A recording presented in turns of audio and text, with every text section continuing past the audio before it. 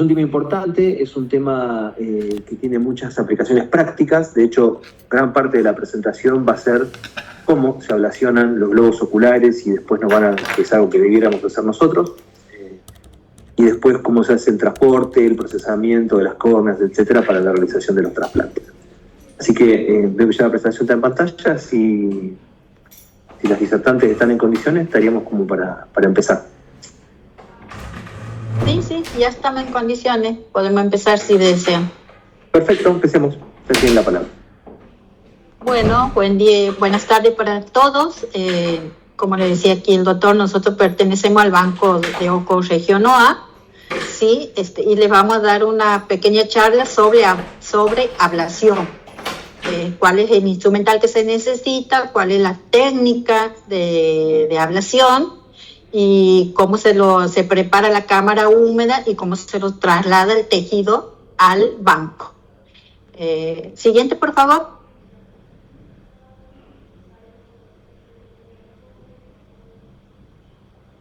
Ahí está. Bueno, como ven aquí en esta diapositiva, son tres los ítems fundamentales, que son los insumos, el instrumental y la técnica quirúrgica que se va a realizar. Siguiente. Lo que vemos es la historia clínica que tiene que llenar del donante, ¿sí? Esta historia la va a ser llenada por el ablacionista que va a realizar en ese momento la ablación. La historia se la puede completar antes o después de realizada la ablación. Los datos que se registra son el nombre y el apellido del donante, bueno, la edad, sexo, el documento, la fecha de ablación. Nosotros siempre pedimos que nos llenen formularios separados cuando se realiza la ablación de ojo derecho y ojo izquierdo. Se va a registrar la hora de cada ojo, de cada globo ocular que se ha ablacionado.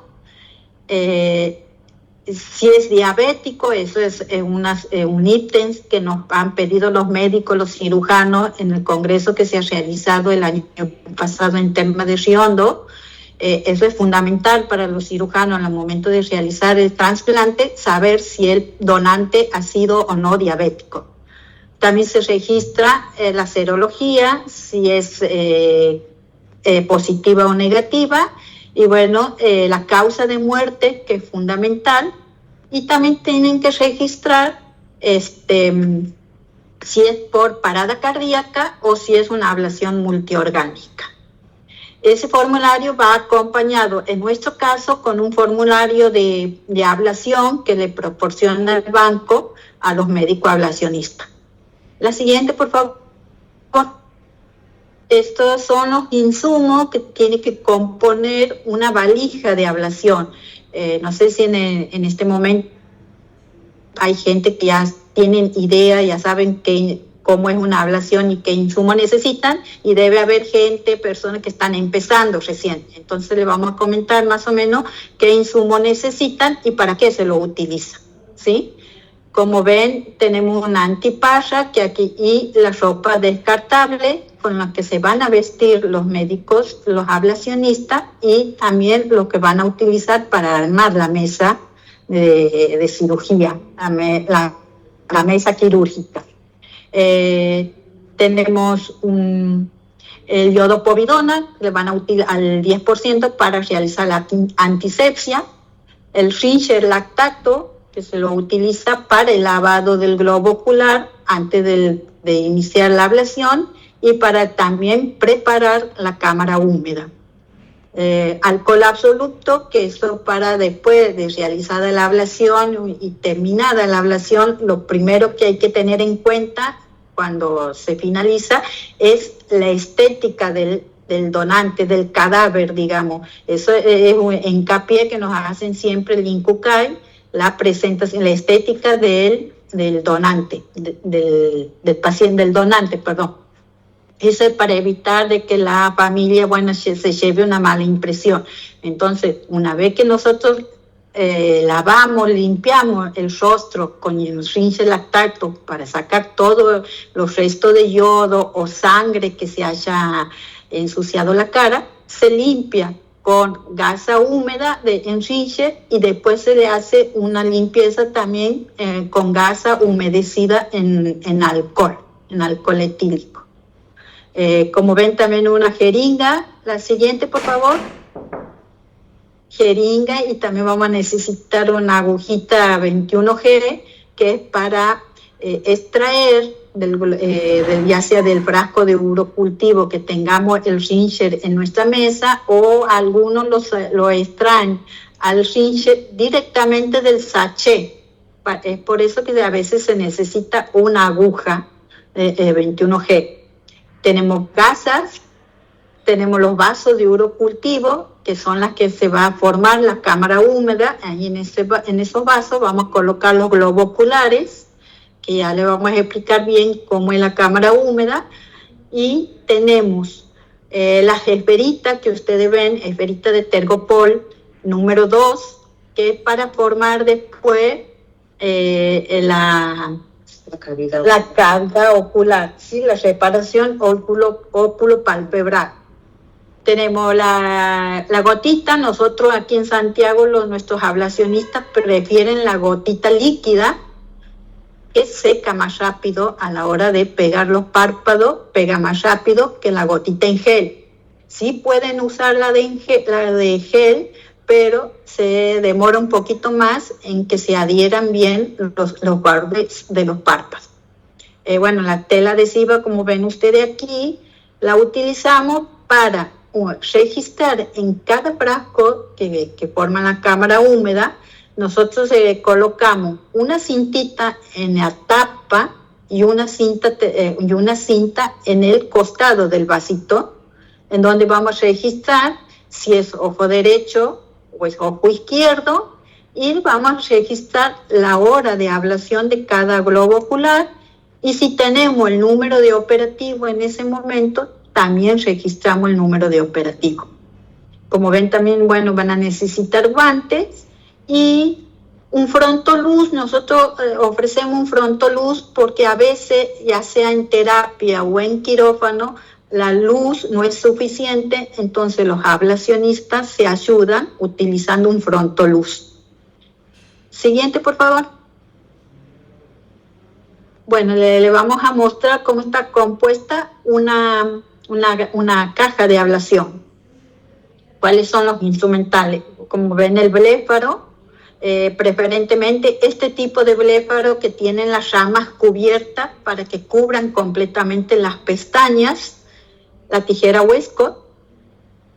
Tenemos tijera de tenotomía, que es la tijera con la que vamos a seccionar después el nervio óptico. La cuchara de nucleación, gancho de estrabismo, que se lo utiliza para tomar los músculos al momento de ser seccionados. Una pinza sin diente, que nosotros utilizamos una 012, pero puede ser alguna otra pinza que no sea la 012 y sea de una Axor o una pinza delicada. Siempre en ablación ocular tienen que ser todo instrumental delicado. Ahora les vamos a explicar cómo es la técnica de ablación, cómo es la preparación. Como ven en la diapositiva, lo primero que nosotros vamos a hacer es verificar bien con Rincher lactato. Vamos a cargar en una jeringa Rincher y vamos a lavar con presión el ojo con Rincher lactato o solución salina de última si no tenemos el Rincher. Esto es para sacar todo cuerpo extraño que podamos ver el que esté adherido, tanto sea en la esclera como en la córnea. A veces ustedes van a ver que tiene adherido una pestaña o un hilito de la gasa. Entonces, lavando copiosamente, ese cuerpo extraño va a salir, digamos. Después realizamos la antisepsia. ¿Sí? Lo primero que se va a hacer es la antisepsia se comienza siempre desde el lado nasal hacia el lado temporal. Primero hacemos una asepsia en los párpados, después seguimos por la parte de las cejas y después continuamos con la parte de los pómulos. nunca se vuelve a pasar por una segunda vez, digamos, en el mismo lugar. Siempre tiene que ser una sola pasada. Una vez que realizamos esas 3 partes, es decir, párpados, cejas y pómulos, continuamos haciendo una antisepsia alrededor de la cara para mayor seguridad. Luego colocamos una compresa fenestrada estéril, que puede ser del tipo oftalmológico, o si no tenemos las descartables para oftalmología, se va a usar una compresa estéril de tela. Cubrimos el ojo, cubrimos la cara, y vamos a colocar el bléfaro, ¿sí? Cuando colocamos el bléfaro, lo que tenemos que tener 2 cuidados. Primero, que es el más importante, digamos, es nunca tocar la córnea.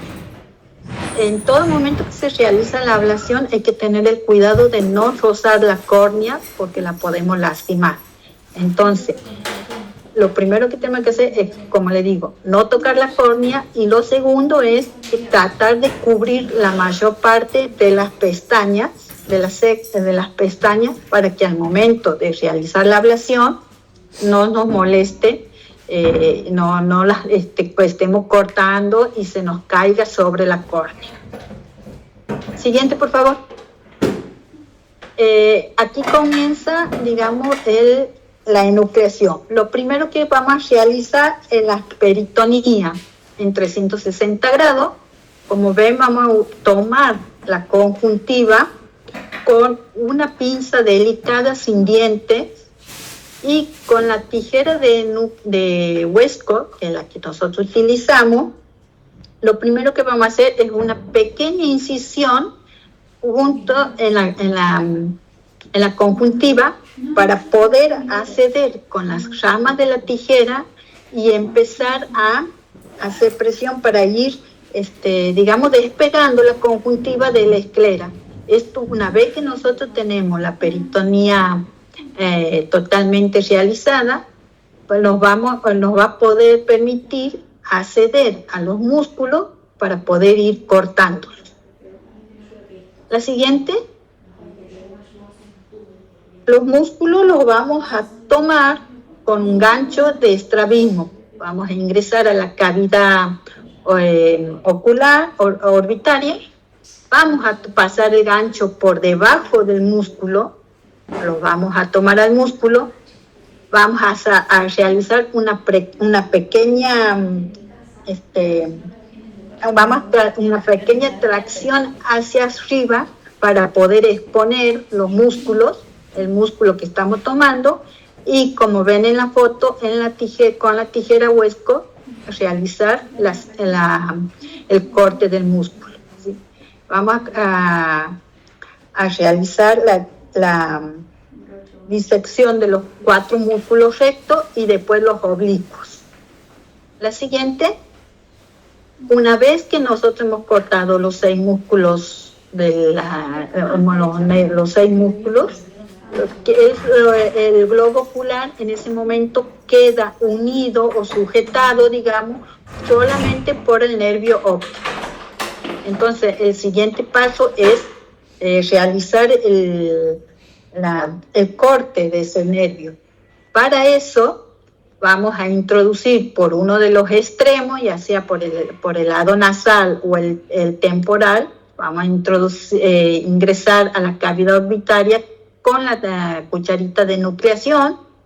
La vamos a colocar de tal manera que el nervio quede en medio de la escotadura que tiene la cuchara, y por el extremo opuesto vamos a ingresar con la tijera de tenotomía. La tijera tiene que ingresar por debajo de la cuchara para poder realizar el corte del nervio óptico. En este momento, cuando nosotros cortamos el nervio, como siempre, hacemos una pequeña tracción hacia arriba para tener espacio para poder ingresar con la tijera y cortar. Podemos correr el riesgo de que el globo ocular nos caiga al piso. Eso hay que tener mucho cuidado al momento de cortar, si tienen ayudante, de que el ayudante, la instrumentadora o alguna enfermera de quirófano o de terapia los ayude y trate de protegerlo al globo ocular con las manos para que no se nos caiga al piso.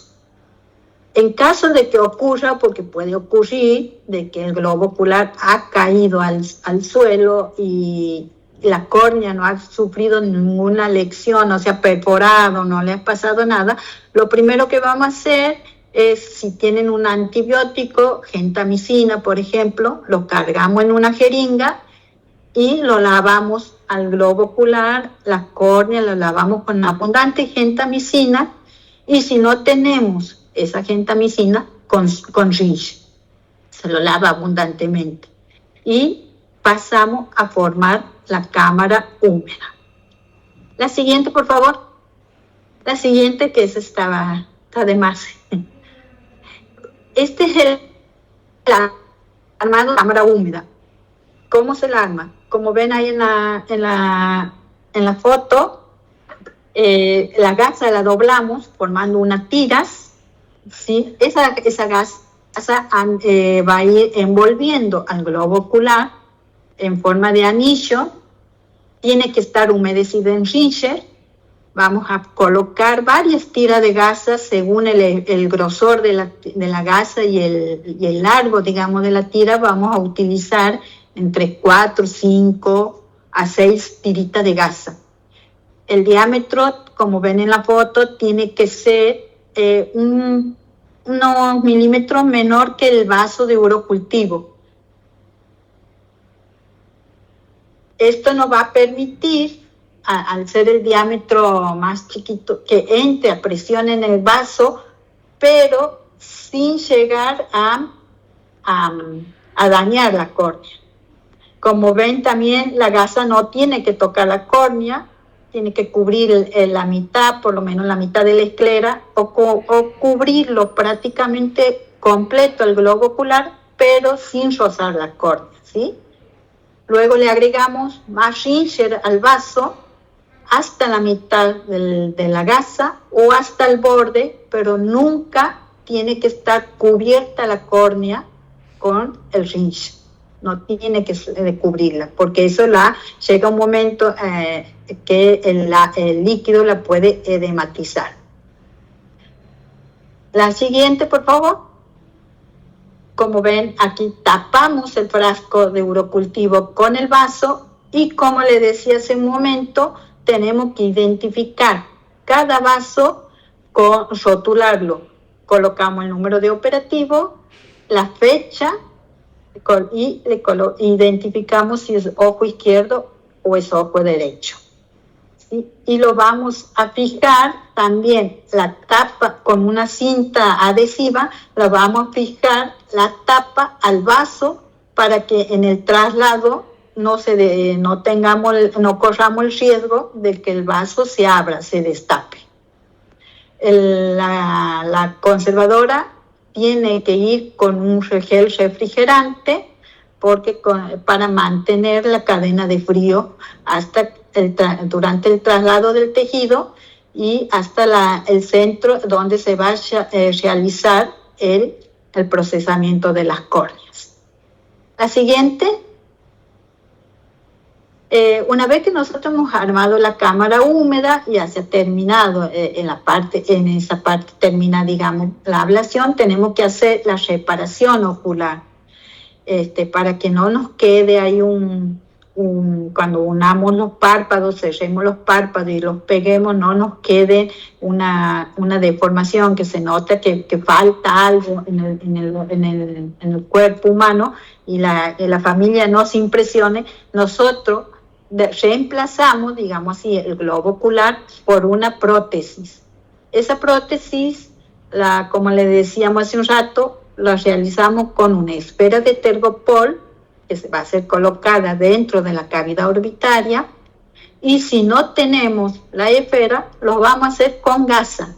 La vamos a formar una pelotita y lo vamos a ir rellenando la cavidad orbitaria hasta completarle y darle la forma aparente del globo ocular. Antes de colocar la esfera, lo primero que nosotros tenemos que hacer es con una torunda de gasa, limpiar adentro de la cavidad para absorber el resto de sangre si es que ha habido una hemorragia y el líquido del rinche lactato que siempre se nos va a filtrar hacia la cavidad. También tenemos que secar muy bien el borde de los párpados para que a la hora de aplicar la gotita se nos pegue. Siguiente, por favor.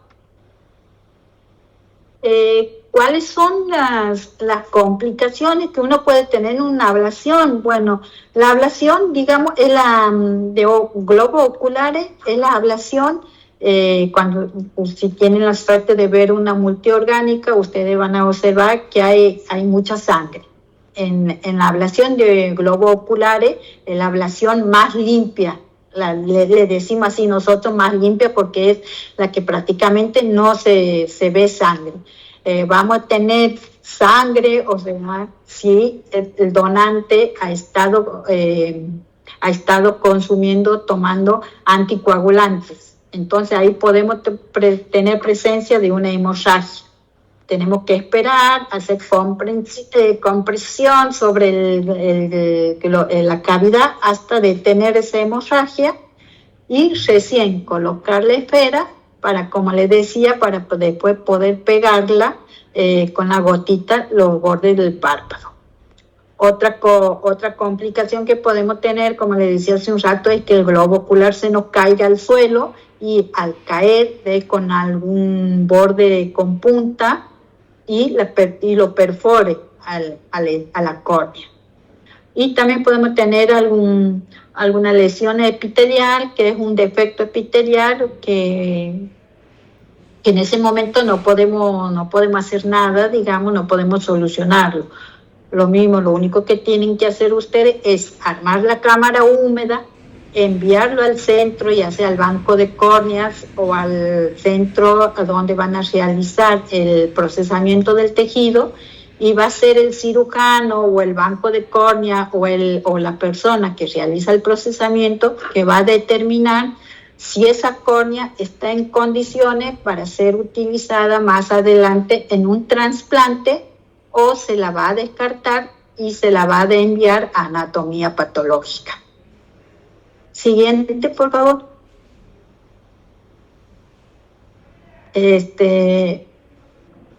Bueno, no sé, la siguiente. Estas son las áreas nuestras, y le muestro así un poquito cómo está compuesto nuestro banco. Tenemos unas áreas administrativas, una área de vestuario. ¿Nos puede pasar, por favor? Para que le vayan mostrando más o menos cómo es nuestro banco. ¿Sí? Este es el área de empaquetamiento y evaluación. Ahí conservamos las córneas una vez procesadas, las colocamos en una heladera y después hasta el momento de realizar la evaluación. Esa evaluación va a ser tanto en lámpara de hendidura como en el microscopio especular, que se realiza el conteo de células. Esta es nuestra área de lavado, donde nosotros lavamos las manos para ingresar a quirófano. Tenemos una lavadora de ultrasonido donde vamos a lavar el instrumental, y también tenemos nuestra maquinita, que es el estatín, para esterilizar el instrumental cuando tenemos varios operativos en el día. Y las cajas, que nosotros actualmente contamos con 3, y si vemos y tenemos más preoperativo, vamos a esterilizar la caja en un estatín. El siguiente. Este es el área donde nosotros realizamos el procesamiento. La campana, que ustedes tenemos una mesa de finoquieto donde armamos nosotros nuestra mesa auxiliar, donde colocamos los insumos que vamos a utilizar, que ya en la segunda clase en la segunda charla le vamos a mostrar bien cómo se arman estas dos mesas, Y dentro de esa campana que ustedes están viendo se arma la mesa quirúrgica donde vamos a realizar el procesamiento. La siguiente. Bueno, este es dentro del procesamiento que queríamos ver cómo nosotros apoyamos el globo ocular dentro de la campana para comenzar el procesamiento del tejido. Siguiente. Aquí le vamos a ir mostrando fotos para que vean cómo son el procesamiento. Siguientes son las etapas que nosotros realizamos desde el momento y los pasos desde el momento que se ablaciona hasta el momento del procesamiento. Vamos realizando a la instrumentadora que son los pasos que sigue. En la siguiente tenemos que ahí nos informan qué son los insumos que pedimos, qué la documentación que pedimos, los estudios que se realizan previo al procesamiento. La doctora, por ejemplo, antes de entrar a realizar el procesamiento, ellos la evalúan a través de la cámara húmeda, hacen una primera evaluación en lámpara. Primero la ven en la cámara húmeda apenas llega y después le hacen una segunda evaluación en lámpara cuando ya la córnea está dentro del frasco de Optisol, que es el medio de conservación del tejido. Siguiente. Ahí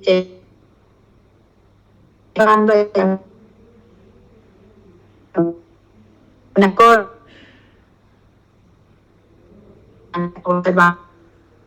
la hendidura.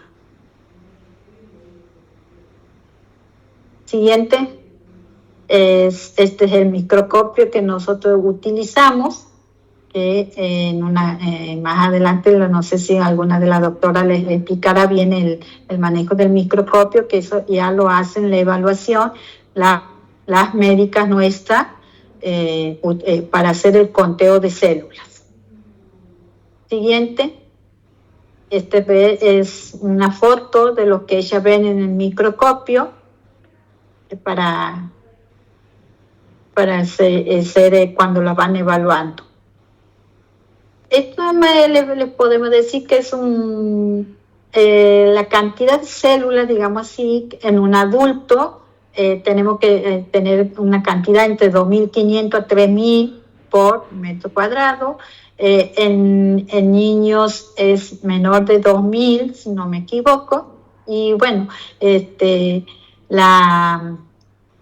después de los 50, después de una determinada edad, a partir de los 50 años más o menos, empezamos a perder la cantidad de células a medida que van pasando la edad. Por favor, siguiente. Bueno, son los distintos tipos que pueden observar las doctoras en el microscopio, que pueden observar gutas, las formas y la cantidad de células.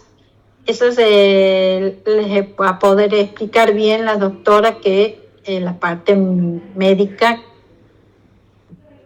ellos tienen más conocimiento que nosotros, digamos. En la parte de evaluación, nosotros, las instrumentadoras no participamos.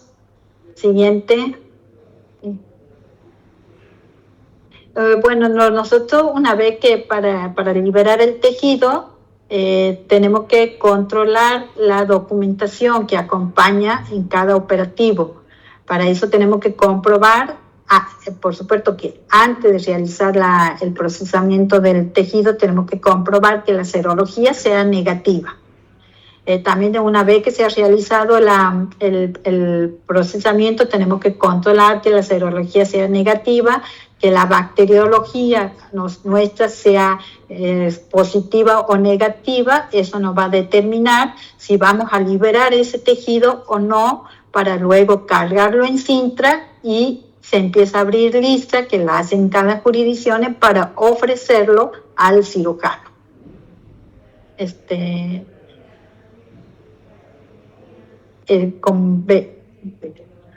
esos son los criterios de exclusión. También, como les decía recién, si la serología es positiva directamente, si el tejido ocular ha sido ablacionado, el globo ocular, perdón, ha sido ablacionado, y bueno, ha sido trasladado al banco, directamente nosotros no lo procesamos, sino se lo envía directamente a anatomía patológica, ¿sí?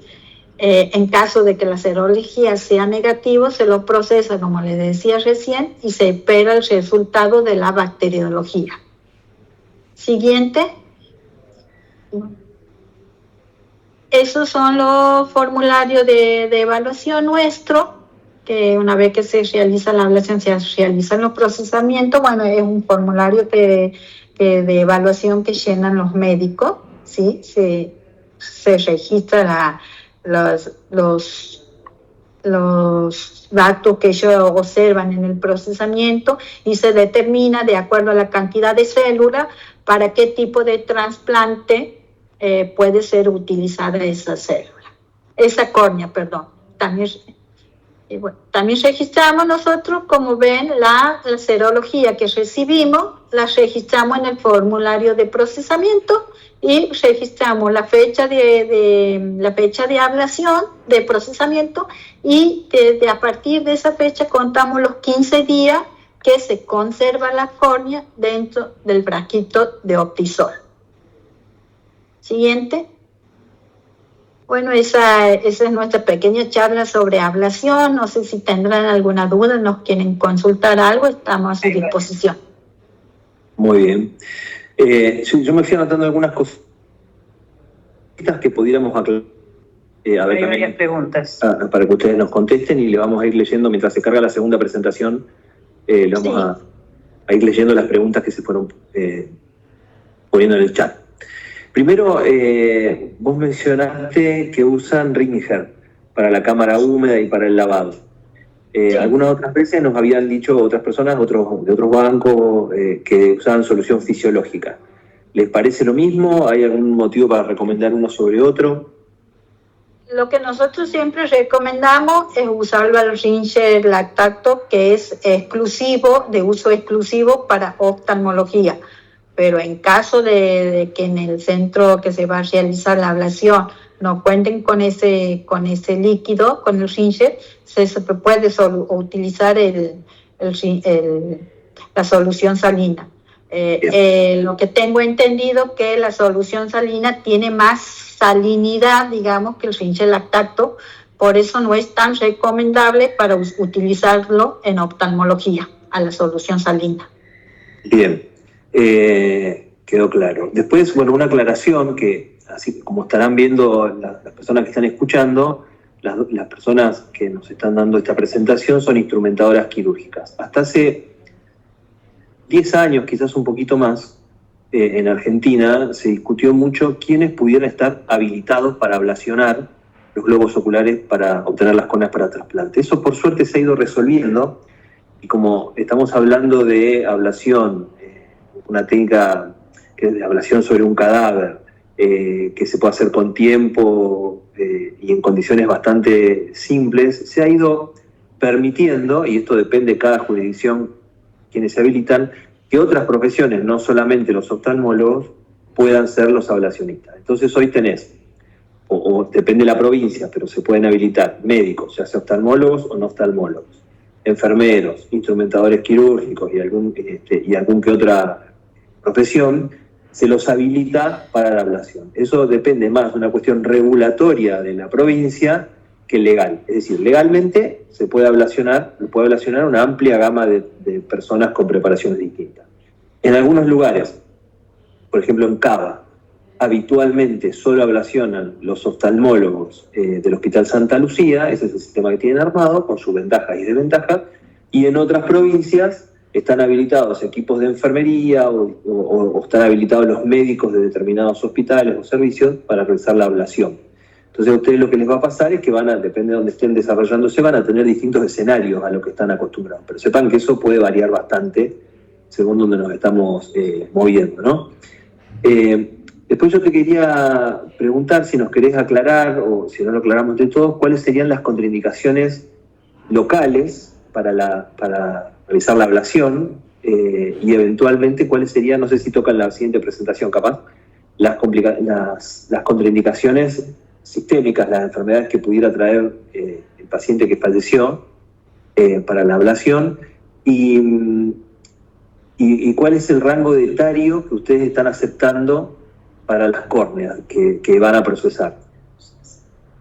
Sí, bueno, las contraindicaciones, en nuestro caso, siempre hablando de globos oculares, cuando nosotros pedimos serología, lo primero que nosotros tomamos en cuenta para decirle que nos consulte si se pueden ablacionar o no los globos oculares, que nosotros tenemos en cuenta que sea todo negativo en cuanto, actualmente debido a la pandemia de dengue, todavía lo tenemos en cuenta a COVID. Nosotros pedimos análisis de HIV, HTLV, VDRL y hepatitis B y C. Eso en cuanto a serología, tienen que todos esos laboratorios deben ser negativos para que nosotros digamos que sí se puede ablacionar. Les digo que decidimos nosotros porque a veces nos consulta, tienen una duda si es que el laboratorio es positivo, si se ablaciona o no. En cuanto a las causas por enfermedades, digamos, bueno, son muchísimas. Yo les puedo nombrar algunas que me estoy acordando en este momento. Por ejemplo, personas que con HIV no se ablacionan, personas que consuman drogas, no se ablaciona, sepsis, cuando hay una sepsis no se ablaciona, personas que hayan estado en centro carcelario o detenida en una comisaría, digamos, por menos de 6 meses no se ablacionan. Hay algunos tumores, qué tipo de cáncer que no se ablacionan. Hay una pausa y lo aclaramos, porque las muertes tumorales son muy frecuentes en el ámbito hospitalario, incluso fuera de la terapia intensiva, y hay que recordar que excepto los cánceres oncohematológicos y los tumores del sistema nervioso central que invadan la órbita, el cáncer no es contraindicación para la ablación y posterior trasplante de la córnea. Entonces eso es algo que hay que recordar porque por ahí hable bastante el espectro de en qué sectores del hospital pudiéramos obtener los donantes y hay que recordar, si bien como vos decís hay muchas causas de enfermedades que son poco frecuentes, montón, uno tiene que preguntar en ese caso, la mayoría de las muertes hospitalarias o muchas son de causas cardiovasculares, oncológicas y las oncológicas solo contraindican las oncohematológicas y los tumores del sistema nervioso central que invaden la órbita. Y en el caso de las muertes intrahospitalarias, el shock séptico, por ejemplo, las infecciones activas contraindican, pero las muertes por insuficiencia cardíaca, por insuficiencia respiratoria, o por muchos otros motivos que ocurren con frecuencia en el ámbito hospitalario, no son contraindicación. Por ahí tenemos que poner un poco más de énfasis en evaluar bien la córnea al momento del previo a la ablación, porque por ahí a veces sí hay lesiones de córnea o cosas macroscópicas que se ven que contraindican, pero uno ve que hay mucho sobrediagnóstico de contraindicaciones por causa de muerte que en realidad no debieran ser. Y te hago otra pregunta, ¿por qué es tan importante identificar a qué ojo o cuál es el ojo, si izquierdo o derecho? Nosotros lo identificamos porque al momento de realizar el procesamiento, lo primero que se realizan es un hisopado alrededor del limbo, ¿sí? Sin tocar la córnea, por supuesto, y ese hisopado nosotros lo enviamos al bacteriólogo. Entonces, hay muchas veces que el examen bacteriológico nos salen ambos ojos, ambas córneas negativas, y hay otras veces que hay una córnea que nos sale negativa y la otra córnea nos sale positiva, ya sea en un proteo, en un Escherichia coli, en un Staphylococcus. Entonces es importante para nosotros saber cuál córnea es contaminada y cuál córnea no está contaminada. No te obligaría a descartar las dos córneas y por ahí... Si no, claro, al no tener nosotros la certeza de saber cuál ojo es derecho, cuál ojo es izquierdo, directamente los descartamos ambos ojos. Y es lo que nosotros tratamos de evitar, de hacer el menor descarte posible una vez procesado el tejido. Bien, y una cosita más que me parece importante recalcar, que vos lo mencionaste. Una de las complicaciones que podemos tener son los sangrados y hematomas como consecuencia de la ablación en determinado grupo de pacientes, en los que han estado muy reanimados en la terapia, que están con sobrecarga o los que están coagulopáticos. Esos eventualmente podemos tener la complicación de que al momento de hacer la ablación y cortar los músculos o cortar el nervio, sangren hacia afuera o incluso te hagan un hematoma periorbitario, ¿no? Es importante recalcar que no existen medidas farmacológicas o no sirve la inyección de adrenalina ni ningún tipo de fármaco porque esa persona está fallecida, entonces ya no va a tener esas herramientas para cohibir la hemorragia, ¿no? Que ahí lo único que podemos hacer es ser muy insistentes con las medidas físicas, comprimir, ser prolijo al momento de la ablación, pero fundamentalmente comprimir el lugar de sangrado y eventualmente el que tenga la idoneidad para hacerlo, hacer un puntito para cohibir el sangrado, pero que no sirve ningún tipo de acción farmacológica para que no sangre ese ojo, ¿no? Y que es un problema, porque una cosa es entregar un cuerpo adecuadamente preparado y otra cosa es devolver el cuerpo a una familia que está recibiendo su ser querido fallecido con un ojo todo negro porque la ablación generó un sangrado. Puede pasar, pero hay que minimizar. Y la última mía, que no sé, después Marisa ahora te va a leer las que hay en el chat, es, vos recomendaste recién la gentamicina. Eso es algo que también hemos escuchado, a veces sí, a veces no, depende de quién de la clase, la recomendación de usar gentamicina como parte de la preparación de la cámara húmeda. Nosotros ya no lo utilizamos a la gentamicina para preparar la cámara húmeda. Directamente les recomendamos a nuestros ablacionistas y a nuestras jurisdicciones que utilicen el Rincher Lactacto solo en humedecer la gasa y en agregarlo en los vasos. Pero la gentamicina nosotros ya no la utilizamos. Bien, perfecto. Y una más que me quedó, que no sé si te la dije recién, el rango etario que ustedes están aceptando. La edad que me ha preguntado. El banco, si no me equivoco, porque genera todos los años que se hacen reuniones en el INCUCA y se van modificando las edades. Si no estoy confundida, en este momento se aceptan a partir de los 2 años hasta los 75 o 70 años. Esa es mi duda, porque el año pasado era 75, pero en este momento, no sé si usted lo tiene más claro, si es hasta los 70.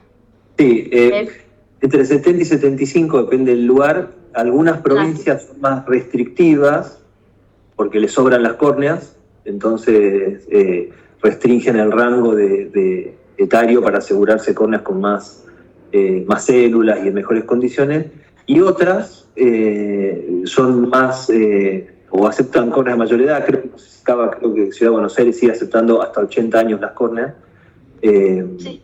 Pero es variable, ¿no? Pero podemos decir, para que recuerden todos, que entre 2 años, no menos de 2 años, hasta 70, seguramente se lo van a aceptar en todos los bancos de tejido. Después cada uno debiera preguntar al banco que le toque trabajar algún límite un poquito más diferente, más alto, más bajo de eso. Todos desde 2 para arriba, y la edad máxima es la que suele variar, depende de lo que cada banco trabaje, o que cada provincia haya decidido trabajar. Bueno, te leemos ahora, antes de la segunda presentación, rapidito algunas preguntas, y después vamos a la segunda presentación y termino. Permiso, ¿puedo agregar algo? ¿No? Sí, ¿ahí se me escucha? Sí. Doctora. Bueno, para los que no me conocen, yo soy la doctora Rogel, que soy la directora médica del Banco de Ojos del NOA, donde Claudita hizo la presentación ahora. Ahí hay una pregunta que me parece importante aclarar desde el punto de vista médico, que Claudia explicaba desde la importancia de consignar como información si el paciente es diabético o no. ¿Por qué? Porque con el advenimiento de los trasplantes lamelares, ¿sí?, existe la posibilidad de que esa córnea no vaya a un trasplante penetrante total, en donde se ocupan toda la córnea, sino que se ocupe solamente el endotelio en una técnica que se llama DIMEC, en donde el cirujano, ¿sí?, extrae solamente la capa endotelial de la córnea. Y en el caso de que el paciente sea diabético, ¿sí?, esa córnea va a tener menor posibilidad de poder extraerse con indemnidad de esa capa, porque generalmente en la diabetes se generan adherencias entre la capa endotelial y el estroma de la córnea. Por eso nos pidieron que, esto es una información que antes por ahí, ¿para qué poner si es diabético o no? Es sumamente importante para el equipo de trasplante en el momento de decidir qué tipo de cirugía hacerle a su paciente. Eso quería aclarar para todos porque vi que la preguntaron varias veces. Perfecto. Bueno, hagamos una cosa porque veo que se nos van a sobreponer las preguntas. ¿Les parece? Hacemos la segunda presentación y después leemos todo lo que haya en el chat y les abrimos los micrófonos a los alumnos. ¿Les parece? Ahí Andrea comparte.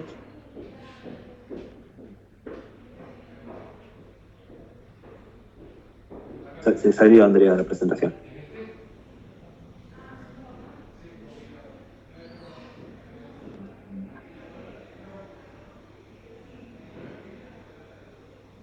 Ahí estamos. Muy bien, ¿comenzamos? Perfecto, sí. Muy bien, buenas tardes, mi nombre es Norma Ibáñez, pertenecemos, como ya hemos dicho, al Banco de Ojos Región NOA, así que bueno, ahora vamos a contarle un poquito de la historia, les voy a contar un poquito de la historia del Banco de Ojos. ¿Podemos pasar la diapositiva? Como verán, el Banco de Ojos Región NOA ha sido creado en el año 2012, según el decreto 1270, que ha sido de la provincia y el INGUC. En ese momento estaba habilitado para realizar los procesamientos, ser receptor del globo ocular, de los globos oculares de la provincia. Se hacía el procesamiento de las donaciones que ocurrían dentro de la provincia. En el año 2014 es habilitado por el INCUCAI como Banco de Ojos Región NOA. En ese momento se empieza a prestar servicio a todo el NOA, en las cuales incluyen las provincias de Jujuy, Salta, La Rioja, Catamarca, Santiago del Estero, Tucumán. Podemos pasar la diapositiva. Ese es el radio que abarca todo lo que es el Banco de Ojos Región NOA. Le vuelvo a repetir, Jujuy, Salta, Tucumán. Nosotros recibimos todos los globos oculares que provienen de toda la región. Cuando es la procuración es aquí en Santiago del Estero, nos informan a través de mensaje de texto, a través de un WhatsApp, que está formado por todas las jurisdiccionales, que hay un procesamiento en alguna institución hospitalaria de la provincia. Puede ser en el hospital regional, puede ser en el Hospital de Independencia o en distintas instituciones. ¿Qué es lo que se hace en ese momento? Se recibe el mensaje, se organiza y va el equipo ablacionista, en este caso del Hospital de María, cuando es la ablación en la provincia. Se trasladan con la valija con todos los insumos necesarios para la ablación, incluido el instrumental y todo lo descartable. A la vez también llevan una conservadora a donde van con geles refrigerantes para mantener la temperatura de los globos oculares. También eso viene con una documentación correspondiente. Cuando son en las jurisdiccionales del NOA, se envían el mensaje a través nuevamente, como le digo, del WhatsApp y se organiza. ¿Cómo se organiza? Una vez que se tiene la serología. Si la serología es negativa, se organiza para que viaje el chofer a retirar el tejido. Ahí va el chofer con una conservadora que tiene un termómetro, a donde se mantiene la temperatura que corresponde para el traslado de los globos oculares. En caso de que sea una serología positiva, antes del viaje se envía directamente la jurisdiccional, envía el tejido anatomía patológica si se ha realizado la ablación. Pasamos a la siguiente. Bueno, ¿cuál es la documentación requerida? Bueno, aquí les vamos a mostrar cuál es la documentación requerida que nosotros utilizamos en el operativo. Esta documentación se repite en cada operativo, siempre lleva la misma documentación, ¿sí? Nosotros tenemos una planilla de coordinación, a donde nosotros ahí vamos a registrar, nosotros las instrumentadoras registramos el número de operativo, registramos la hora y la fecha que la jurisdicción nos informa que hay una ablación y también se registra la comunicación al chofer. En el momento en que nosotros nos informamos de que hay una ablación, el chofer también se informa porque dentro del grupo de las jurisdicciones está el chofer encargado. Nosotros contamos con 3 choferes y de esos 3 choferes hay uno que los coordina a los otros 2 choferes, que es el que determina quién va a viajar y a qué provincia va a ir. También nosotros registramos la hora que el chofer llega a la jurisdicción. Por ejemplo, si nos comunican de Tucumán, registramos la hora que el chofer ha llegado a Tucumán, a Jucaytú, y la fecha. Y también a la vuelta se registra la hora y la fecha que el chofer ha llegado al banco con los globos oculares. Como le decía, tenemos una hoja de ruta.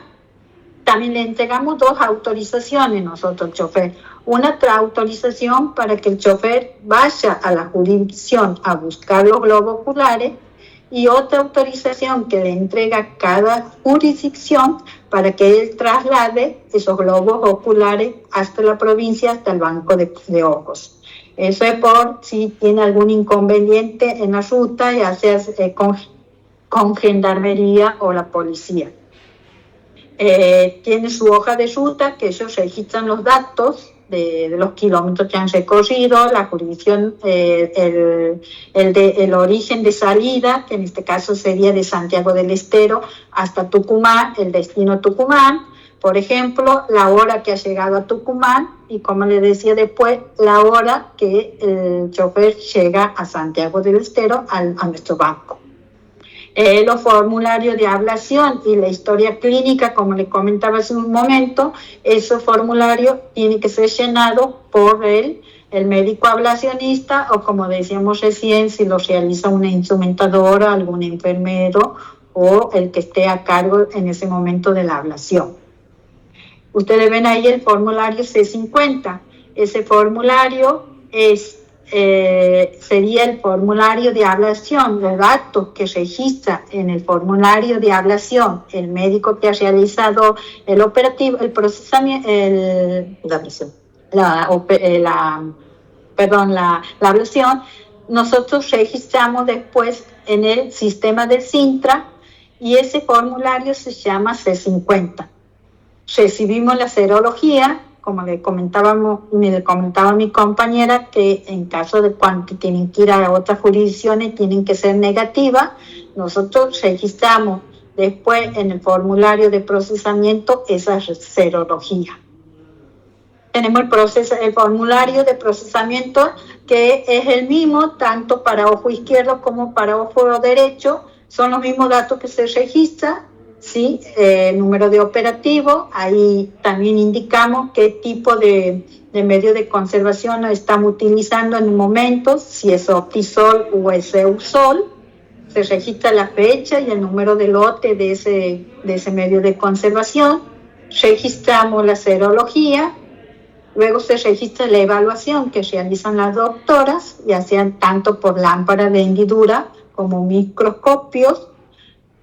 Una vez que el tejido ha sido liberado y ha sido asignado, también en ese formulario se registra los datos del donante, del receptor y los datos del médico cirujano que pide ese tejido.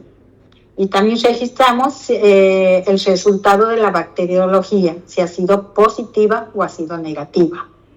También tenemos el formulario de esclera, donde se registran si ha habido alguna observación, eso se identifican las doctoras si ha habido alguna observación, se registra, y si no ha habido ninguna observación, directamente nosotros colocamos sin particularidad, se registra así, diciendo que no se ha observado nada.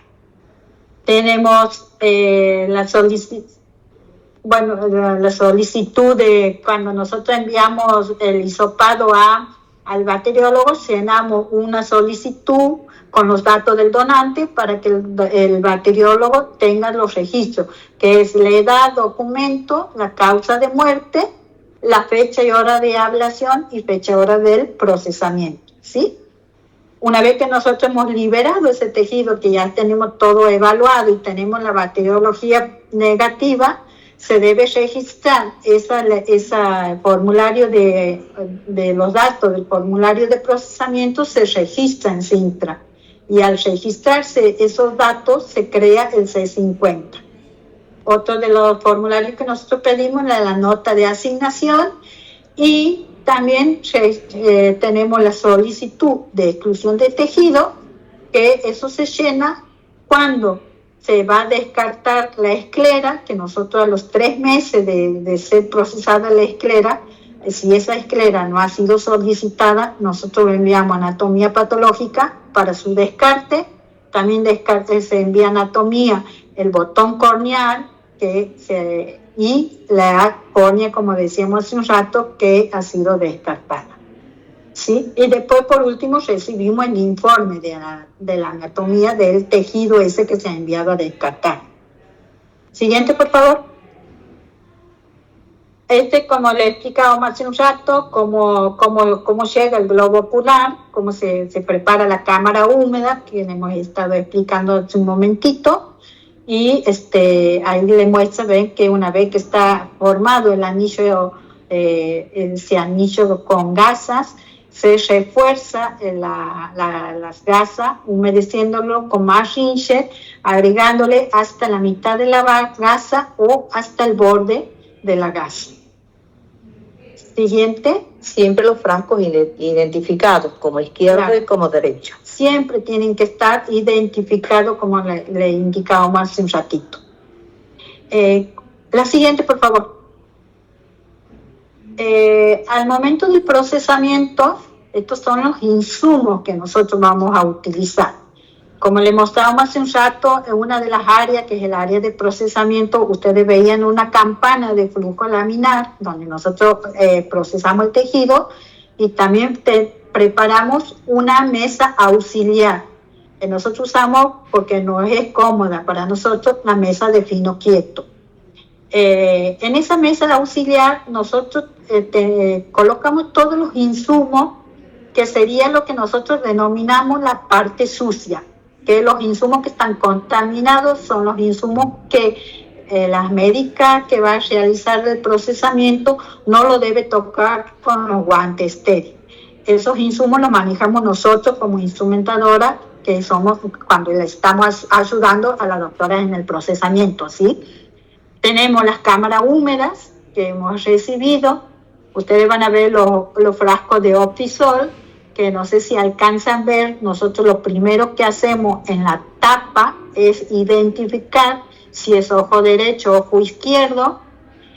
Atrás van a ver los vasos de urocultivo, también los identificamos si es derecho o izquierdo.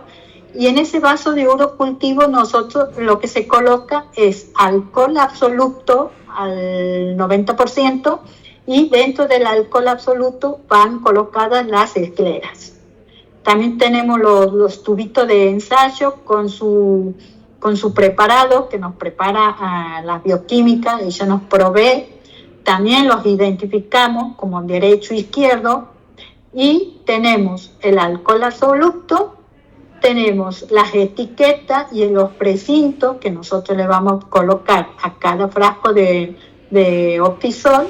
Y tenemos un anotador con una lapicera, que ahí vamos registrando todas las observaciones que a simple vista lo van observando la doctora o la persona que está realizando el procesamiento en ese momento, para después, al ser evaluada en la lámpara, eso se va a rectificar o ratificar si los datos que ella nos ha dictado es los correctos. ¿Sí? La próxima, por favor. Ese es el armado de la mesa quirúrgica, como les decíamos hace un rato, que se arma dentro de la campana de flujo laminar. Ahí dentro de esa campana es que se realiza todo el procesamiento. Tenemos un vasito con rinse lactato para lavar la córnea. Si bien, como decíamos hace un rato, en la ablación se realiza un lavado para extraer todas las impurezas que tenga o cuerpo extraño que tenga en ese momento la córnea, nosotros le reforzamos con un segundo lavado aquí, ¿sí? Colocamos gasas que van a utilizar, ese circulito que ustedes ven al lado de la gasa es un trépano de 5 milímetros. Con ese trépano nosotros lo que hacemos es marcar alrededor de la esclera, tratamos de ubicar que nos quede lo más centrada posible la córnea dentro de ese tubito y lo empezamos a girar y hacer un poquito de presión hacia abajo para que se marque la esclera. Y muchas veces si el trépano tiene un buen filo y la esclera no es muy gruesa, al hacer esa presión y ese marcado, la esclera se corta. Nos queda la córnea con un anillo de esclera de unos 4 milímetros. Tenemos dos pinzas Axon, una con diente y una sin diente. La de Axon con diente nosotros la utilizamos para extraer de la cámara húmeda el globo ocular que viene envuelto con la gasa, y para no contaminar el guante, el guante que están utilizando en ese momento del procesamiento, utilizan la pinza esa con Axon para extraer el globo ocular. La pinza Axon sin dientes se la utiliza en el procesamiento del tejido. También tenemos una tijera cera 12 y una tijera huesco y una tijera huesco y una pinza 012 sí. Para hacer cuando nos queda en la ablación siempre quedan restitos, digamos, viene con resto de músculo, a veces viene con la grasa de la cavidad orbitaria, entonces se limpia lo más posible la esclera. Nosotros le llamamos ojo limpio, tratar de dejar la esclera lo más limpia posible, sin grasa, sin músculo, sin conjuntiva, que a veces viene en el globo ocular, y lo utilizamos esas dos herramientas, ¿sí? La tijera y la pinza. Con el compás medimos el diámetro de la córnea, que generalmente las córneas miden entre 10 milímetros y 12. ¿Sí? Lo máximo 12, lo mínimo es 10, a veces puede ser 9. Y después tenemos la cuchara de nucleación, que es, una vez nosotros hemos extraído la córnea, lo hemos colocado en el vaso, en el frasco de conservación, del medio de conservación, el resto, el contenido que tiene la esclera, lo extraemos con la cuchara de nucleación. La siguiente. Así es el resultado final del vaso, del frasco que contiene la córnea. Nosotros una vez que la doctora han colocado la córnea dentro del frasco, nosotros lo tapamos, lo etiquetamos. En la etiqueta anotamos el número de operativo, la fecha del procesamiento, y si bien en la tapa está indicado qué ojo es, si es derecho o izquierdo, en la etiqueta también tachamos el ojo que nos corresponde. Si es la córnea derecha, tachamos el ojo derecho y queda indicado que es la izquierda, ¿sí? Y le colocamos un precinto para seguridad nuestra, para saber que al momento de ser asignada y enviada al cirujano, ese precinto no haya llegado al cirujano con ese precinto abierto o ese precinto roto. Si llegan en esas condiciones, nosotros recomendamos no realizar el trasplante, porque a lo mejor esa córnea puede haber sido manipulada y contaminada. La siguiente. Esta es una actividad, una estadística que nosotros tenemos mes por mes y jurisdicción por jurisdicción. Como pueden ver, varían la cantidad de operativos entre jurisdicciones y entre meses. Hay meses que trabajamos más, hay meses que recibimos menos, hay jurisdicciones que hacen más ablaciones, otras menos, y en el año pasado hemos tenido 231 operativos. ¿El siguiente?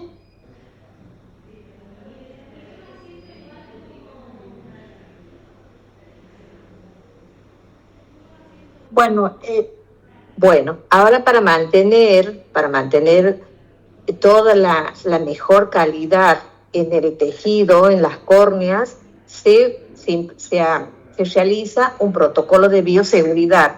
¿En qué consiste eso? Es que nosotros mantenemos la limpieza del banco, termina un operativo o se realiza un operativo y se hace una limpieza general, siempre con una técnica de doble balde. Uno de los baldes lleva el monoporsulfato de potasio, que se coloca 30 gramos por cada litro de agua y se limpia siempre de arriba hacia abajo, del techo, paredes y piso, y siempre de adentro hacia afuera. Y el instrumental quirúrgico se lava en la lavadora ultrasonido con detergente trienzimático, 8 milímetros por litro de agua. Eso se hace un lavado entre 10 y 15 minutos. Se lava, se hace un segundo lavado con agua sola y un enjuague con agua destilada. Después se seca y se envía a la central esterilizadora.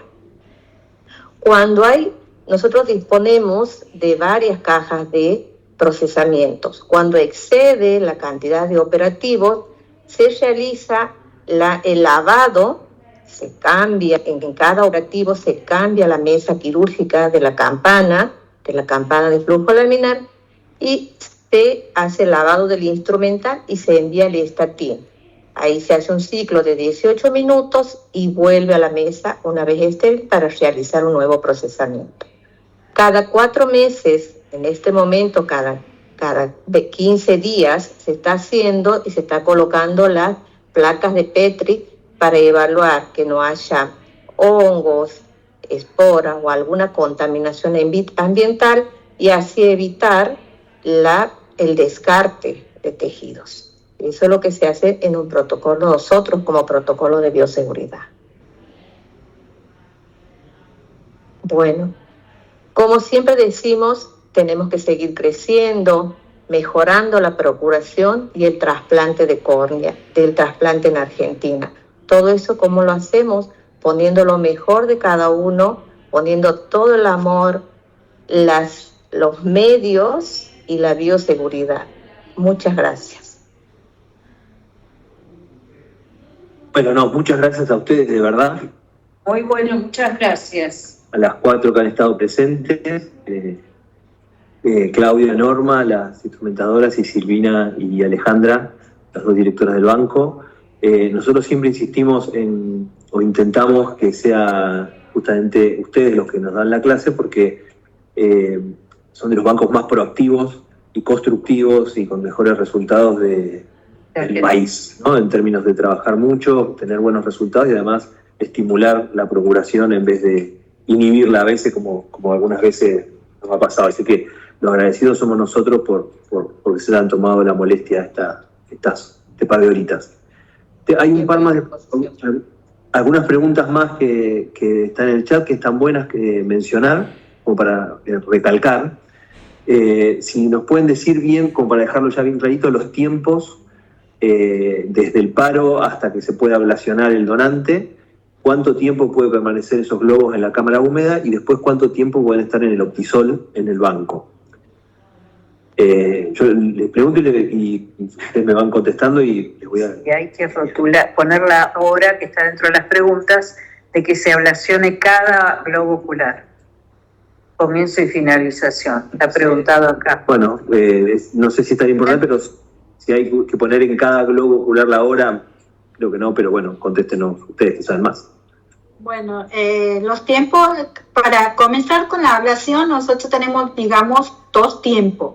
Si el cuerpo está en cámara frigorífica, que por ahí se va a demorar en realizar la ablación, y el cuerpo se la depositan en la cámara frigorífica, se tiene hasta 12 horas para realizar la ablación.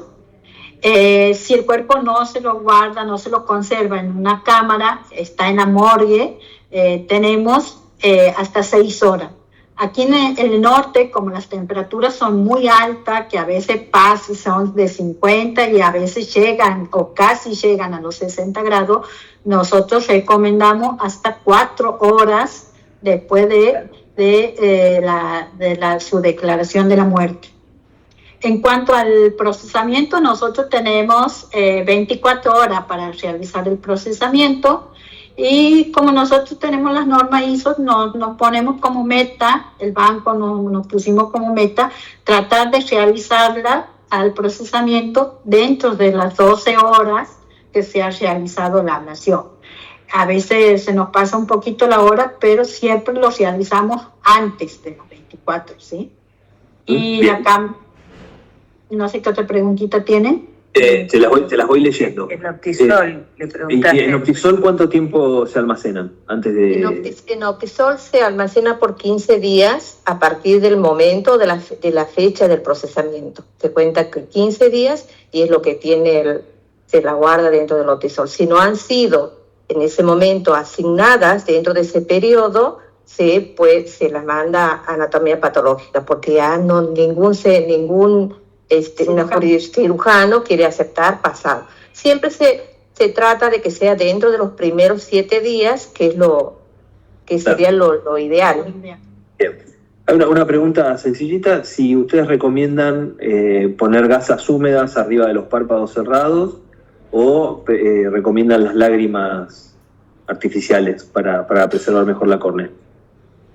Y lo ideal, si está dentro de las posibilidades de poner las lágrimas, sería lo ideal, porque es una mejor forma de mantener esa córnea. Ahora sí, por ahí hay lugares en que no disponen, estaría una gasa con los ojos, siempre con los párpados cerrados.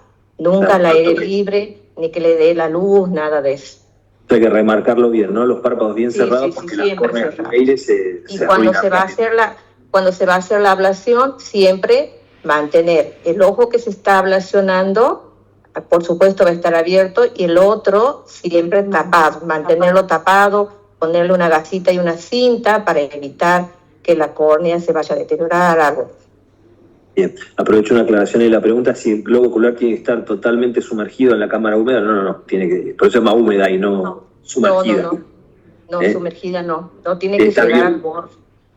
Bien mojadita las gasas, pero no sumergida. Sin llegar hasta la mitad de la gasa o hasta el borde, pero nunca cubrir de la córnea con el ringer o con la solución salina que le coloquen en ese momento.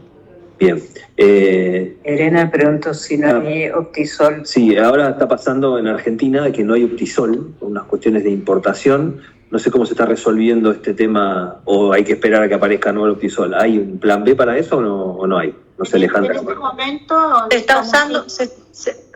está usando el Eusol, que es una solución similar, es otra marca, pero la verdad es que, Entrenada y Eusol es preferible siempre, obviamente, poder seguir haciendo procuraciones, pero la verdad que la diferencia se nota mucho en la visibilidad del medio, ¿no? Porque cuando queremos hacer el conteo celular, con el microscopio especular cuesta muchísimo más con el Eusol que con el Optisol. La verdad que los otros parámetros de viabilidad del medio de conservación no lo tengo claro. Me parece que en calidad es lo mismo, pero sí, visiblemente el conteo endotelial es totalmente más difícil con el Eusol que con el Optisol. Bien, te transmito así rapidito, vamos contestando. Es arco senil, en la evaluación previa a la ablación, ¿contraindica o no contraindica? es muy importante saber esto, esto es un mensaje para todos. Hay muchos cambios en lo que respecta a la evaluación y por eso se trató de sacar esto de evaluación mala, buena, excelente y todo, porque en realidad los criterios que teníamos en cuenta antes ahora no son transportables, no son viables en este momento. ¿Por qué? Porque cambió las indicaciones de cirugía. Hay distintas técnicas de cirugía y para cada técnica, una córnea que antes la poníamos mala puede ser usable en una técnica determinada, nueva. Entonces los lamelares hacen que, por ejemplo, el arco senil, que se encuentra en la parte superficial de la córnea, y puede ser que sea una córnea que tenga muy buen conteo endotelial, entonces esa córnea es muy buena para hacer un trasplante endotelial, que se llama lamelar posterior o endotelial. Por lo tanto, el arco senil no contraindica para nada que ese paciente se ablacione, y por eso tampoco clasificar una córnea como mala por un arco senil, porque esa córnea es excelente para un trasplante endotelial. No sé si se entiende eso, pero me parece que es para una clase aparte explicar, un poco las técnicas de cirugía corneal que hay ahora, para que todos entendamos lo importante que es no clasificar el tejido, sino decir qué características, nombrar características, para que los cirujanos, equipos de trasplantes, puedan definir para qué tipo de cirugía es apta esa córnea. Bien. Lo que pasaba es que una gran cantidad de descarte, por ejemplo, por un pterigion, que hoy en si esa córnea con pterigion tiene un buen conteo endotelial, es una córnea excelente para un trasplante lamelar posterior. No para un penetrante, pero sí para un lamelar posterior. Entonces, el mensaje que quiero que todo el mundo se lleve, que es muy importante, es que las córneas no se clasifican más como buenas, malas, excelentes, sino que se da características para que el cirujano pueda discernir en qué cirugía va a ir mejor esa córnea.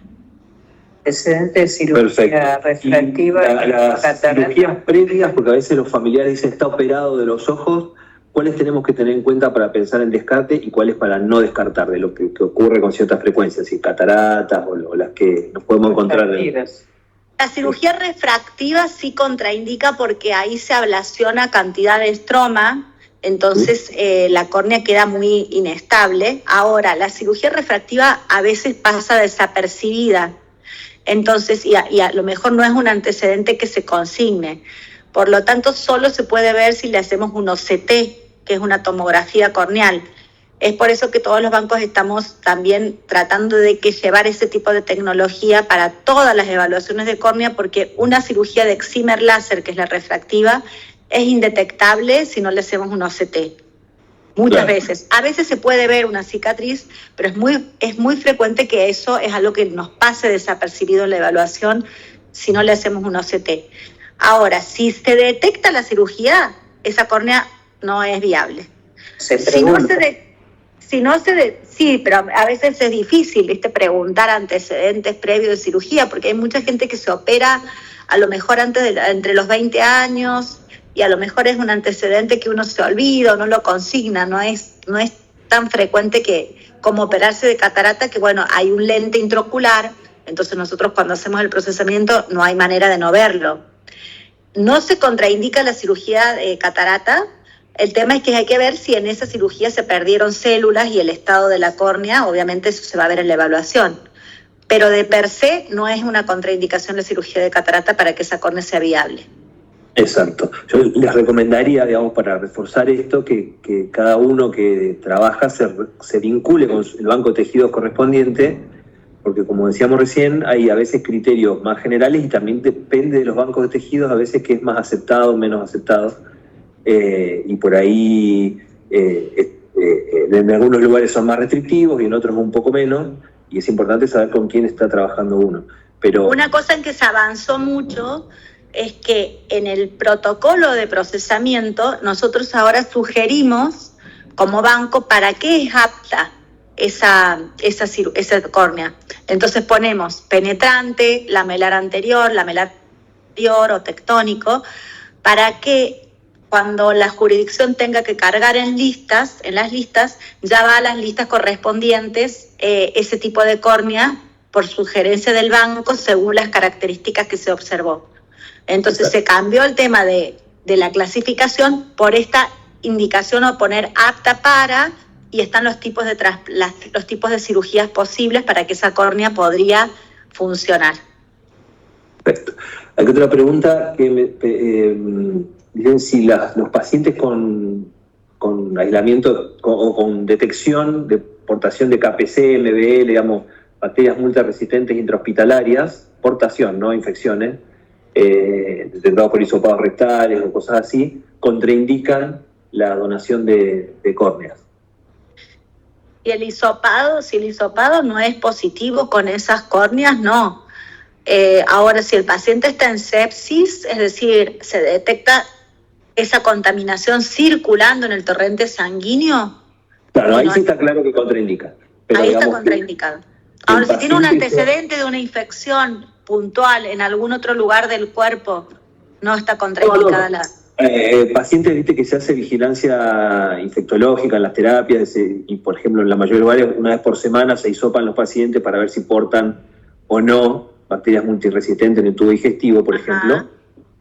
Si a ser positivo, por ejemplo, te da positivo el hisopado rectal para una Klebsiella MBL, si eso contraindicaría la donación de córneas, no una infección. No lo contraindicaría.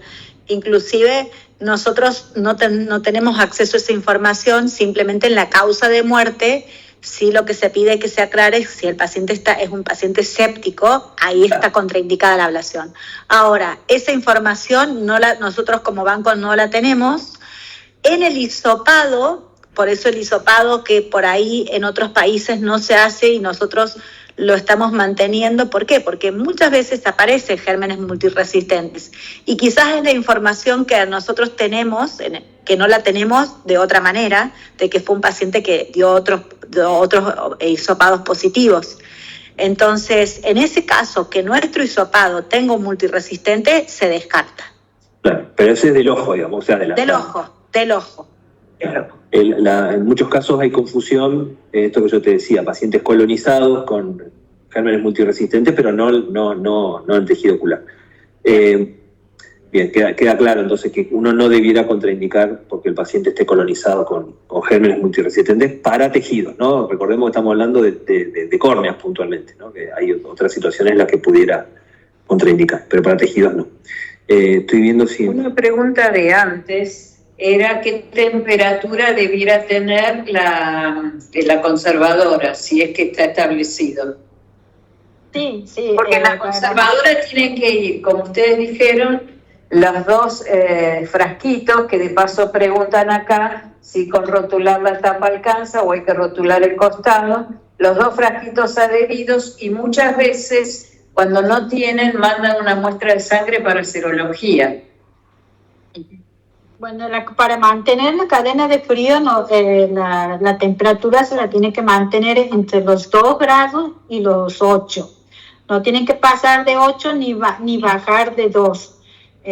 Tanto sea cuando se traslada el tejido del centro que se ha ablacionado al banco, cuando se conserva el tejido aquí en la heladera nuestra, que están controladas, y cuando se traslada el tejido desde el banco hacia Incucay y hacia el centro hospitalario o privado que se va a realizar la cirugía.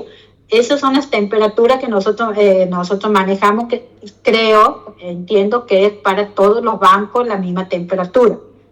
Y sí, lo sugerimos siempre que la rotulación de las cámaras húmedas sea tanto en la tapa como en el costado del frasco, porque a veces con la misma humedad de los geles refrigerantes, si es una cinta adhesiva, se despega del frasco y ahí nosotros ya no sabemos qué frasco contiene, si es ojo derecho o es ojo izquierdo. Entonces nuestro banco pide que sea rotulado tanto el frasco como la tapa. Perfecto. Preguntan después, ustedes mostraron ahí en el procesamiento que la esclera va en alcohol. Preguntan por qué al 90% y no al 70%. nosotros manejamos el alcohol absoluto que nos proveen, en realidad no es al 90, es al 96%. No tenemos al 70, ¿por qué? Porque el 70 es más agua, es que mantiene más la humedad, en cambio el alcohol absoluto, al 96%, es un alcohol puro, que no tiene agua. Bien. Perfecto. Nosotros necesitamos que se mantenga. Bueno, Acá preguntan si los países que están acá como... Porque tenemos alumnos de otros países de la región este año, si tienen bancos así como están preguntando. no sé si sabrán ustedes, Perú, Bolivia, Ecuador, Paraguay. Sí, deben tener bancos, supongo. Sí. ¿Y a qué pacientes están destinadas las córneas? A los que están en lista de espera. Por ahí podríamos mencionar rápidamente un listadito de patologías que tienen indicación de trasplante de córnea como para que lo conozcan.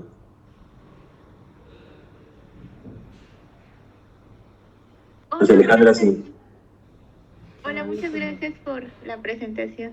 Estuvo excelente. Yo tengo algunas preguntas.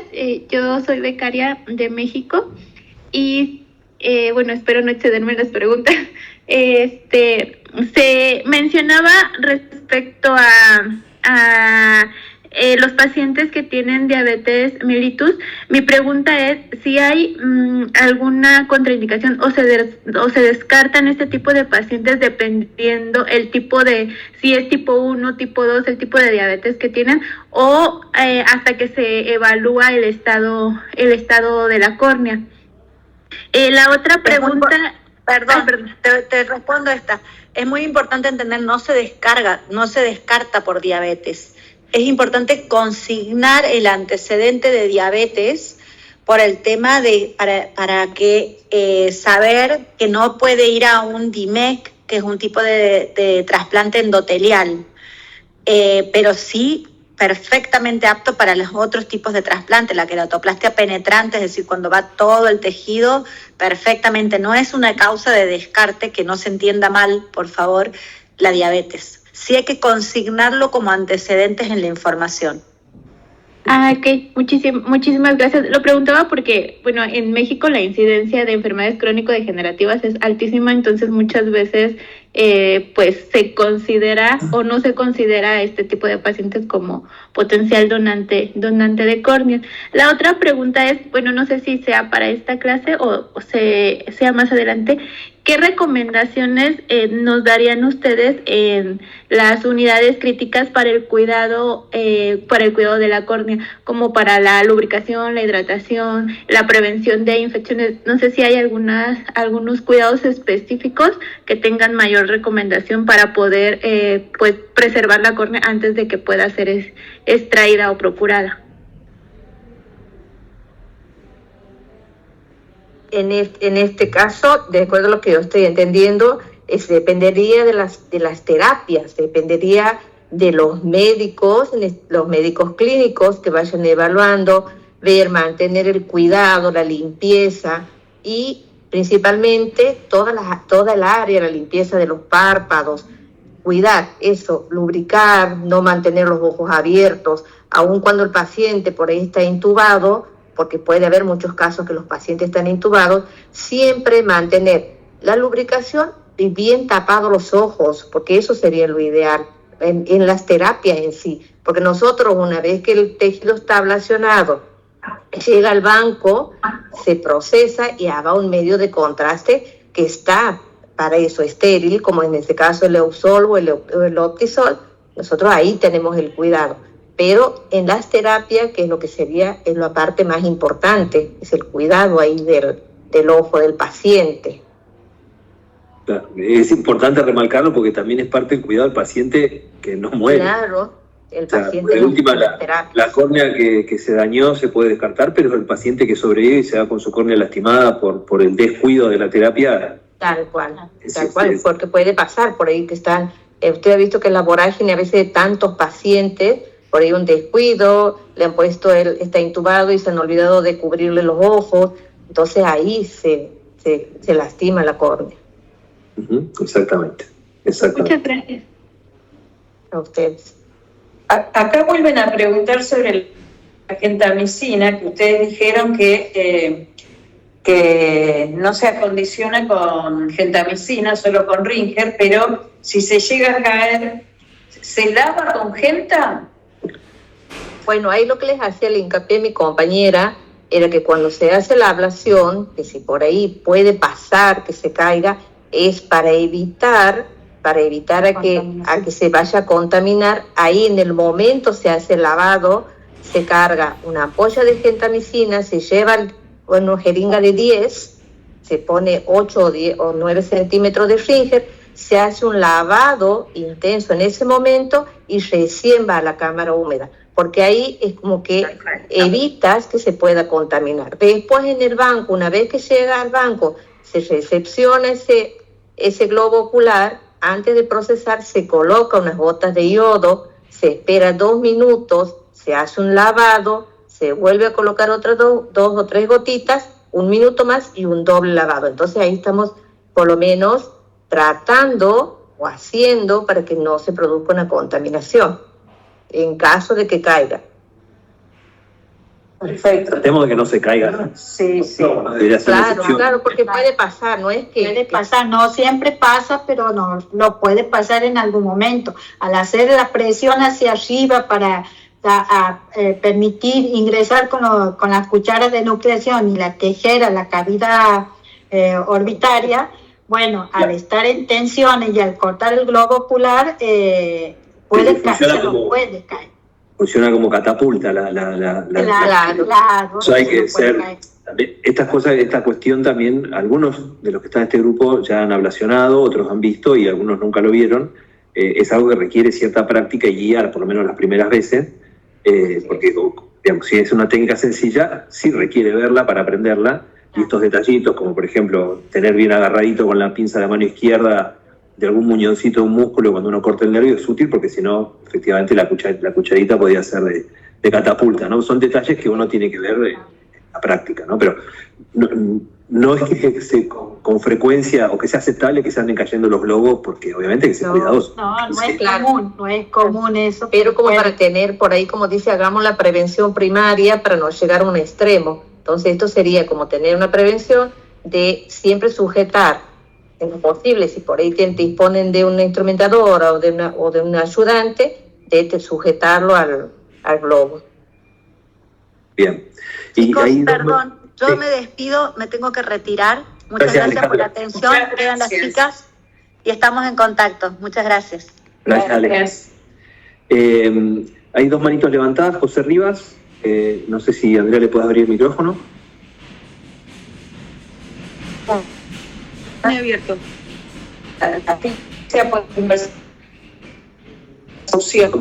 Electrocución contraindicada. Perfecto. Asfixia por inmersión creo que no. Por lo menos si no tiene lesiones en las córneas, creo que no. José, dale. Hola, buenas tardes. Muchas gracias, la verdad, por la exposición muy interesante. Yo solamente quiero 2 preguntas, la verdad, por ahí reiterativas o muy sencillas, pero desde el punto, yo soy de terapia intensiva, ¿no? Desde el punto de la terapia intensiva, en el curso, digamos, de la evolución neurológica de un paciente, uno tiene que estar reiterativamente evaluando el reflejo, ¿no? ¿Cómo podemos nosotros disminuir el impacto del daño a la córnea con el constante estímulo en busca de reflejo corneal positivo?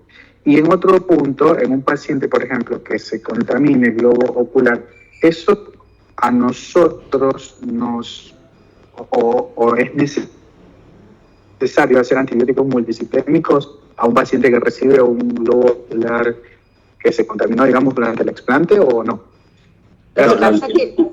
La evaluación de la córnea no es que vos todo el tiempo estás evaluando las córneas en los pacientes de terapia en términos de buscar reflejo.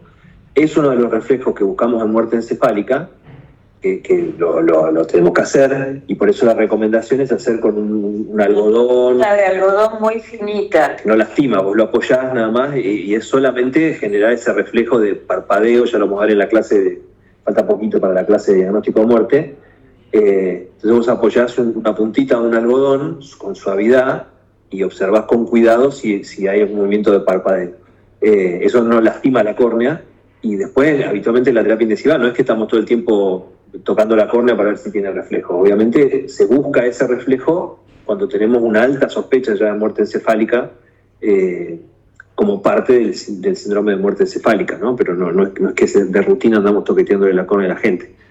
De hecho, la recomendación siempre es tener mucho cuidado en las terapias intensivas con las córneas, cuidarlas, cerrar los ojos, humedecerlos, etcétera, etcétera. Después está Eduardo Hein.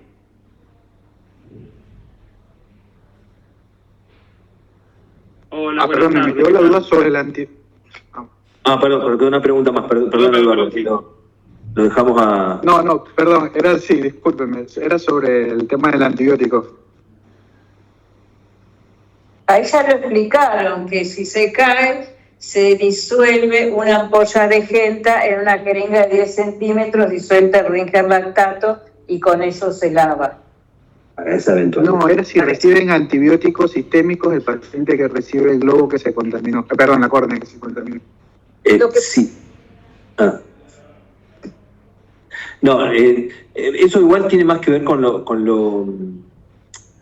el implante, ¿no? Nosotros tenemos que trabajar para asegurar la higiene, antisepsia y eventualmente, no esterilidad, pero del tejido que vamos a ablacionar. Por eso se cultiva, digamos... Porque la en caso se ofrece... Dale, sí, explícale, claro. Sí, como él dice, si se utilizaría el antibiótico, lo que yo entiendo es en caso de que, supongamos que ha caído el globo, que no haya caído, que tenga una contaminación, se va a dar con el hisopado que se ha hecho en la bacteriología. Entonces, si da positivo por Proteus, por Escherichia coli, por lo que fuese, eso se va a descartar, porque a no ser que te dé algún antibiótico específico en el cultivo con el cual se pueda revertir, se pueda tratar. En ese caso prima la seguridad del receptor, no se trasplanta. Así va el receptor. O infectada, ahí se descarta. Por eso es importante el trabajo previo para asegurar la antisepsia, higiene. Así es, sí. Por eso se hace el hisopado.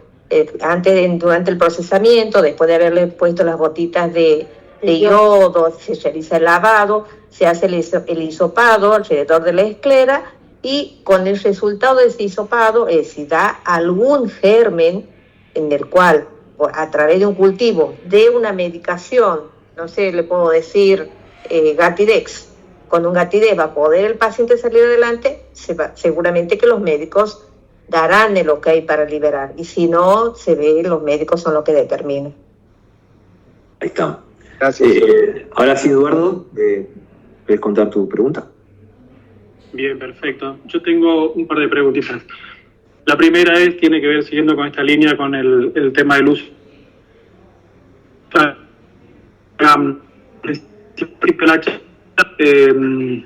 Claudia, creo que es tu nombre, perdón.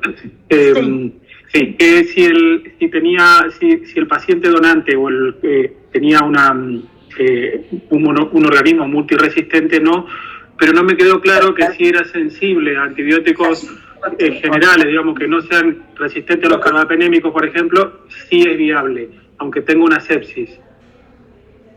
Esa es una. La otra era que, perdón, si me contestan esta, yo sigo con la otra o hago todas juntas, no sé qué pregunto a ustedes. Pues le decimos si da, primero que si da una sepsis, no, si es un paciente con una septicemia, directamente no se ablaciona. Bien. En la bacteriología nos da, por ejemplo, que es resistente a la gentamicina o a algún otro antibiótico de uso oftalmológico. Bueno, es aquí nuestra doctora, la doctora Alejandro Silvina Volta, la que determina si ese tejido va a ser liberado o no. Si es resistente a algún antibiótico, no se lo libera directamente, porque esa córnea va a ir para un rechazo en el trasplante. Ahora, si se puede utilizar, digamos así, algún antibiótico en el tratamiento, y de acuerdo al tipo de antibiótico que es, la doctora Alejandra o la doctora Silvina determina si ese tejido se va a liberar o no para ser ofrecido.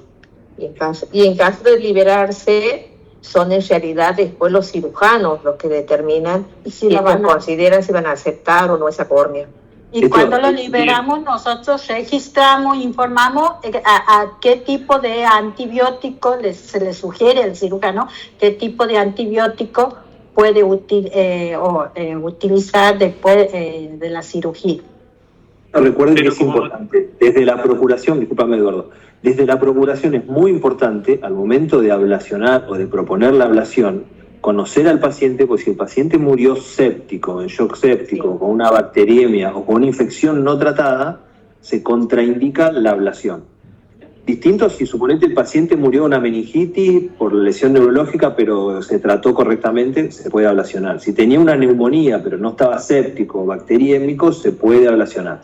Lo que no podemos ofrecer son los tejidos de un paciente que murió en shock séptico, septicémico, con una bacteria, digamos, con probabilidad de haber, si bien la córnea es avascular y es probable de que tengas esa transmisión, se minimiza el riesgo del receptor de transmitir con ese globo ocular ese tipo de germen. Entonces, los pacientes en shock séptico o sépticos o bacteriémicos contraindicamos la ablación.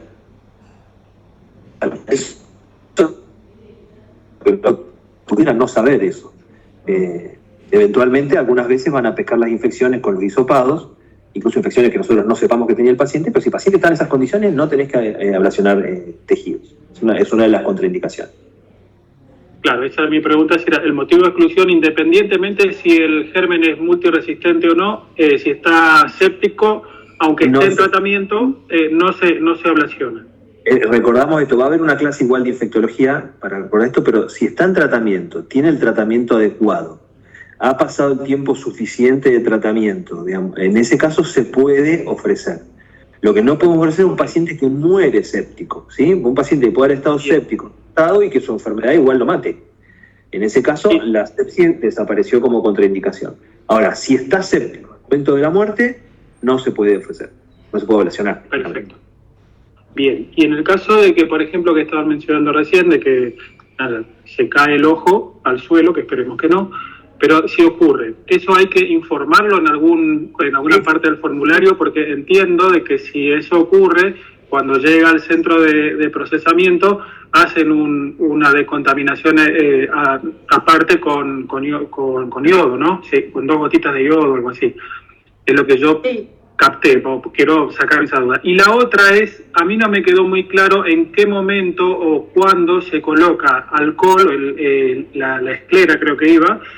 Y por otro lado es que una vez que nosotros tenemos ablacionado el globo ocular y lo colocamos dentro del frasquito, si ahí dentro le agregamos líquido de Ringel Artacto hasta un cierto nivel que habías mencionado, al borde de la gasa aproximadamente, o simplemente con la humedad de la gasa es suficiente para mantener el medio húmedo. Sí, bueno, con respecto a la primera, sí, nosotros recomendamos que cuando tienen algún accidente en ablación, se registre en el formulario de ablación, así nosotros tenemos conocimiento y aquí después las doctoras toman las medidas necesarias. Entonces es recomendable informar que el globo ocular, por ejemplo, ha caído, que en esa caída se ha perforado o no se ha perforado y qué tipo de antibiótico o no han utilizado en ese momento para lavar, desinfectar el globo ocular. En cuanto al yodo, al Ringel, perdón, sí, nosotros recomendamos, sobre todo aquí en el norte, como le decíamos, que nosotros tenemos temperatura muy alta y a veces el chofer podría tener un inconveniente en la ruta y demorar su traslado, en vez de hacerlo en 12 horas, lo haga en 15 o 16. Entonces recomendamos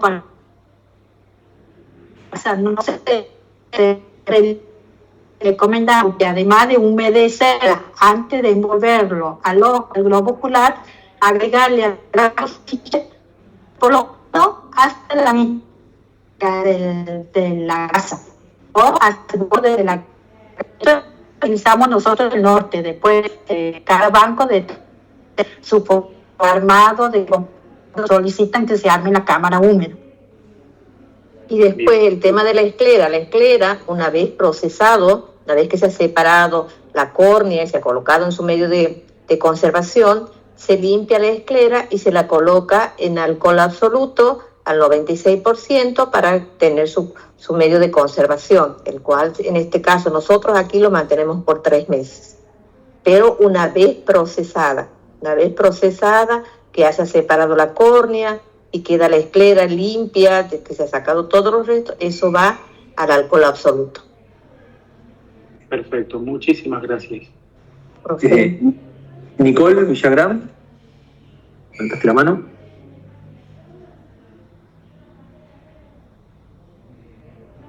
Hola. Ahí estamos. Sí, más que nada no me quedó bien claro el tema del rango etario.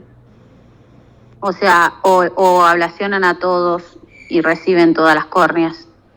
No, menos de 2, no.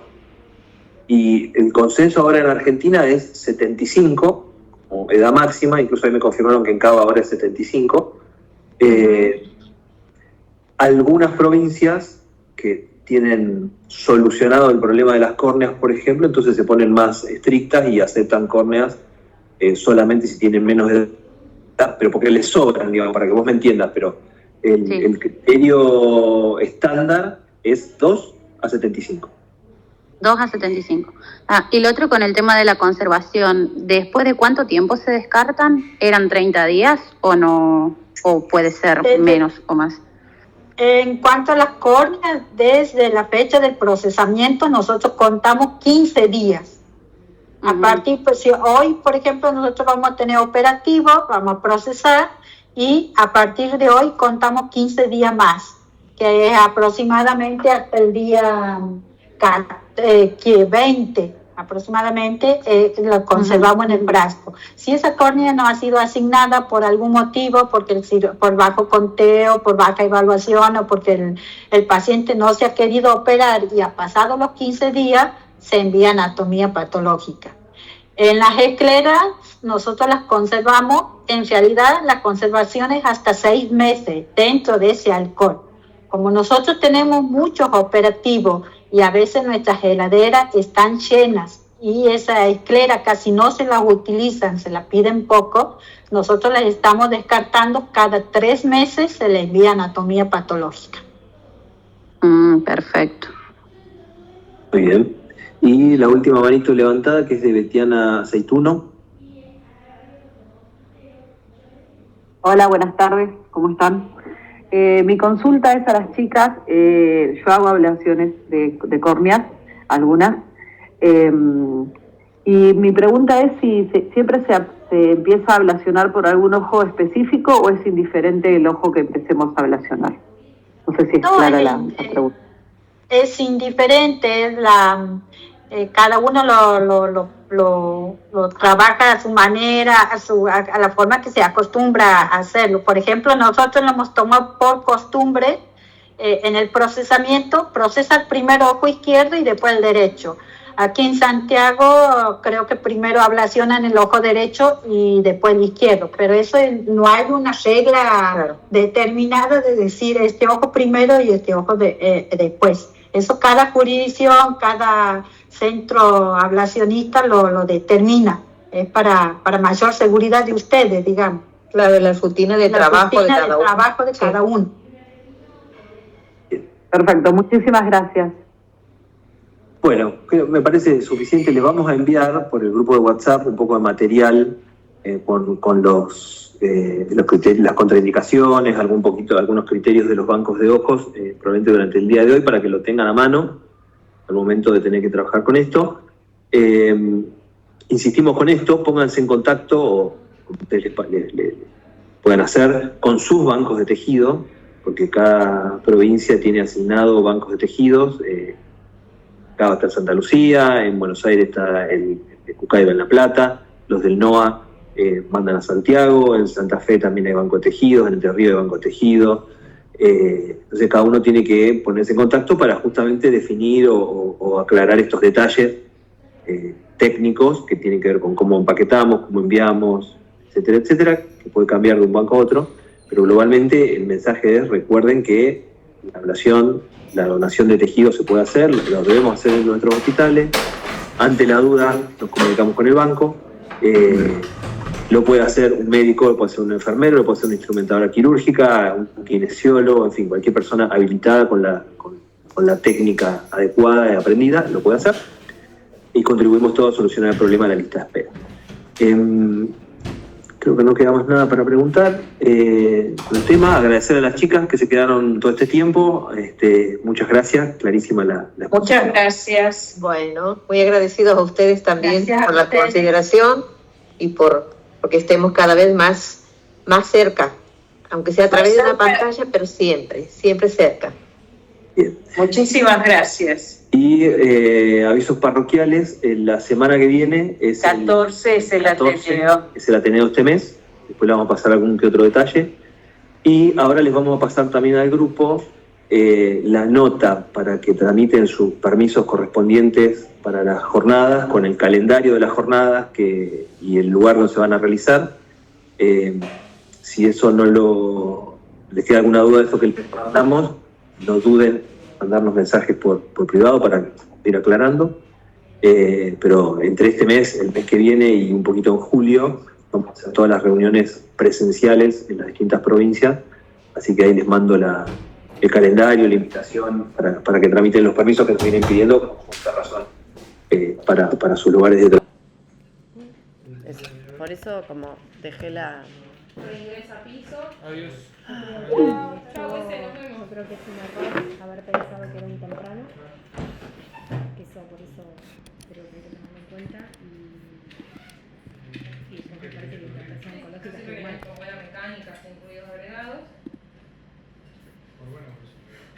Sí, no es necesario. Y después me parece que es una paciente que a nosotros, a todos, nos queda muy chica. Porque es una mina que ojalá hubiésemos encontrado este tipo el primer día. Queda muy grande, querés decir. Y le podés poner que... Che, yo le grabé la clase a Joaquín y no Antes está. acá, de monitoreo, antes de poner que pase a piso,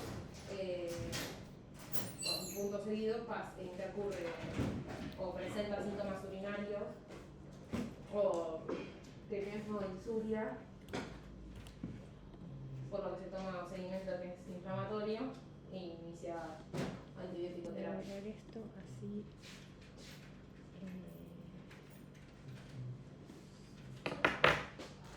No. Ah, no está grabando todavía.